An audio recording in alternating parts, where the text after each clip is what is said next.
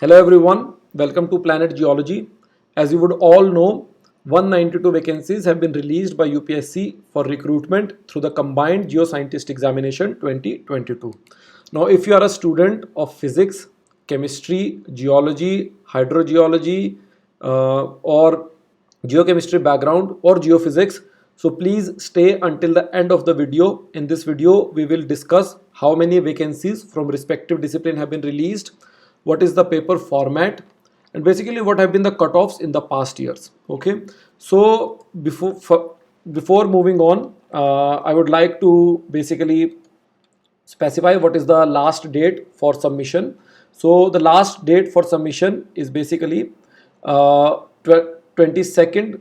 No, 22nd is the date on which the notification was released. So 12th October 2021 is the last date for submission of applications.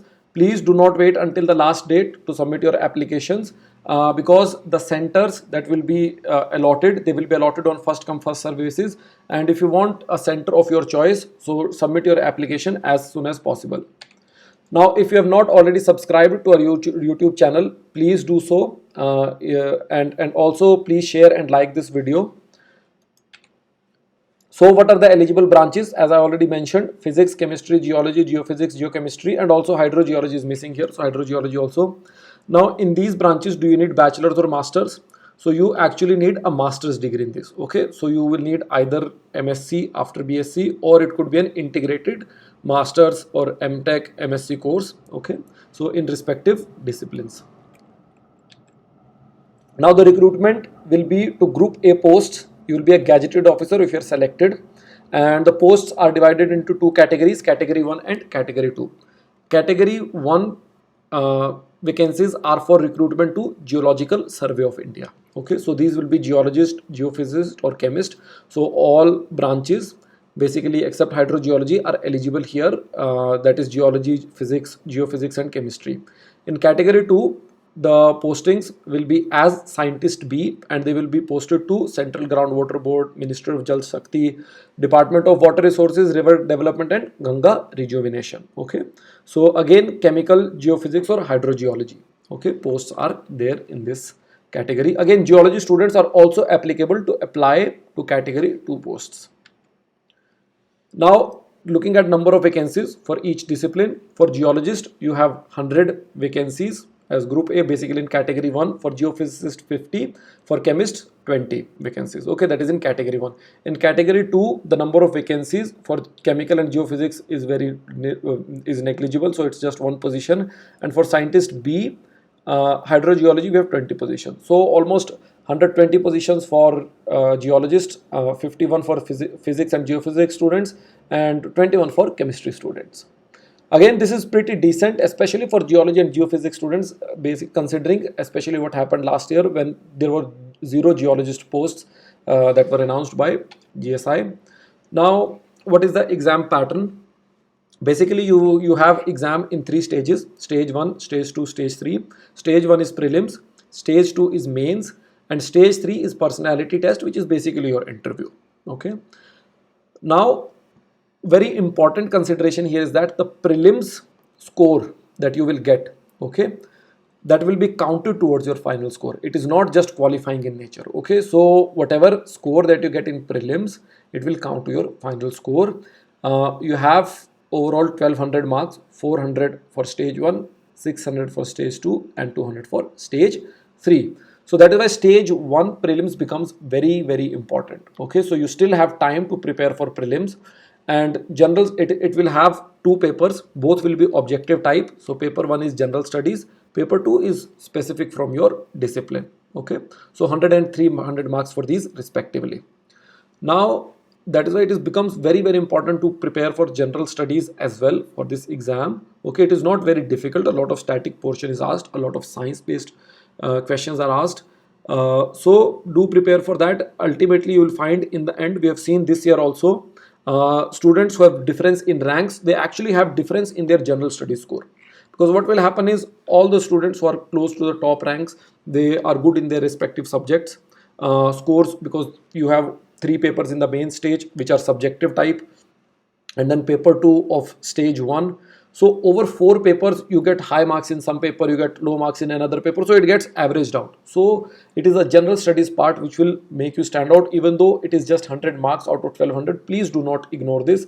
If you see from person who is the top selected and the cutoff rank, so the difference in marks is not that much. Okay, it's not huge. We'll see that later on also.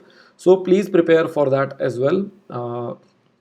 And again, in stage 2, which will be subjective type, there will be 3 papers. They will be spread over 2 days. Okay, it will be held on 25th and 26th of June. So you will still have time to prepare for the mains after you appear in the prelims stage. Okay, looking at what will be the syllabus. Okay, so syllabus I've just mentioned in the slides, so you can download these slides from the link that is given in the description. And also you can go to UPSC website to download the notification where you will get detailed syllabus for each of these subjects. So overall, general studies syllabus for prelims is pretty much, it covers everything. So from history to current events, geography, polity and governance, constitution, rights, etc., economic and social development. The second last portion and the last portions here, actually these two that you see here, they are one of the most important. So don't think that they are at the end, so they're less important. We have seen a lot of questions are asked from general science. Okay, and these, unlike UPSC civil services exam, in which the general science questions these days are being asked from mostly current affairs. So these questions that you will get over here are you get a lot of static questions. Okay, so please prepare for these two parts. They are one of the most important components of your prelims general studies preparation. Paper 2, if you are from geology student, so basically you have all major subjects. There are 10 in total which you have to cover. Important to note, there is no remote sensing over here. Okay, so that is an important consideration. No GIS. But other core subjects are all there. So physical geology, structural, mineralogy, igneous, metamorphic, sedimentology, paleontology, stratigraphy, economic geology, and hydrogeology is also there, because it is this paper is common for geology and hydrogeology posts. Okay. So for geophysics, it's very limited syllabus. So if you are a physics student also, so it should not be very hard for you to prepare for this. Okay, so it will be solid earth geophysics, mathematical methods in geophysics, which will be pretty similar to mathematical methods that you have already covered. Maybe some of you may not have covered inversion, etc. So those will be present here. Okay, inversion is a very important technique which we use in geophysics. So other than that, electromagnetism, geophysical prospecting, maybe this is a subject that you have not covered previously, something that you would need to cover. Then you have remote sensing and thermodynamics, nuclear physics and radiometry. So pretty standard exam pattern that you have, and pretty limited syllabus. If you want to prepare for remote sensing or this geophysical prospecting part, so we have a very good course on our course website also, which you can check out. And again, for chemistry, it is more extensive. So overall 12, I would say, subparts or subjects that will be asked. And again, something which should not be very difficult if you have a degree in chemistry. Let's look at the cutoffs. Okay, so in cutoffs, you can see this is for geology, okay, for geologist branch. So you can see in prelims, the cutoff is just 154 out of 400. Okay, so it does not mean you have to get just 154. It is not qualifying. Okay, so it is usually what will happen in UPSC will invite almost 6 to 7 times the number of posts to appear in the mains examination. Okay, so for geology, if there are, for example, 100 posts, so almost 700 people will be invited to write the mains exam. Okay, so you can think that some students have prepared very well for the mains exam, but if they do not prepare for prelims, they may be selected during this stage. Okay, but overall you have to perform very well in this exam.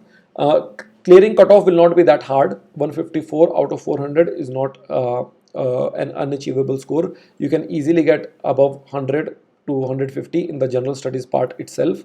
Okay, and then whatever you get in geology part will be bonus.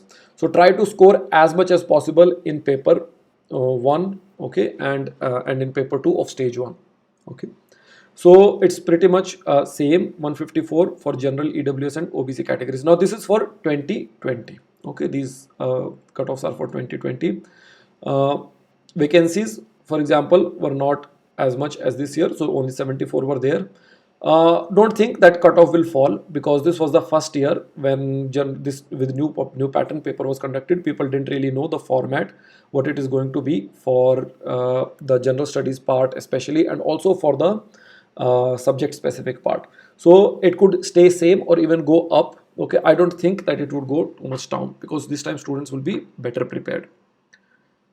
Okay, for hydrogeologist, again, because it is the same cutoff, so 154. Okay, so just as geologist. Now for physics and geophysics students, the cutoff was 160 for preliminary stage, which you can see here just for 2 vacancies, which is not too much. Okay, so just like two top 2 students were to be selected, but this was for EWS and OBC categories, includes in that two vacancies, but still you can see it's not a lot. Okay, so even the toppers, they scored around this one. So this is very important. If you're a physics student, okay, and you think you don't have background in geophysics, there will be more than enough time to prepare for it. So please appear in the exam, please appear well. You will very easily clear the prelims cutoff. Okay, now for chemist, okay, so again the cutoff was much higher in comparison to other subjects. Okay, so maybe chemistry students are preparing much better way. Okay, so maybe in case of geophysics, competition is less, because uh, in chemist it's only chemistry syllabus which is being asked. In geophysics part, although physics students are eligible, but geophysics component is also asked, for which they may not always be well prepared. So please do go through those parts, okay, in addition to physics part, but you should definitely appear for the prelims. Okay, please check the paper for prelims of physics from previous years, or geophysics prelims paper. It is not very difficult. If you are from physics background, you will be very easily able to solve it. Some of the questions are actually 11th and 12th standard. They are not even of graduation standard or MSc standard. Okay, so with this we finish this video. Again, I would request you all to please submit your applications as soon as possible. This is a very good opportunity. A lot of vacancies have been released. If you are physics and chemistry student, this is a golden opportunity for you. If you are a geology student, geophysics student, again it is a very good opportunity, better than golden opportunity for you all this year. So you have got a chance. Do not waste this chance this year. Start your preparation, work with full vigor, and I wish you all the very best for this exam.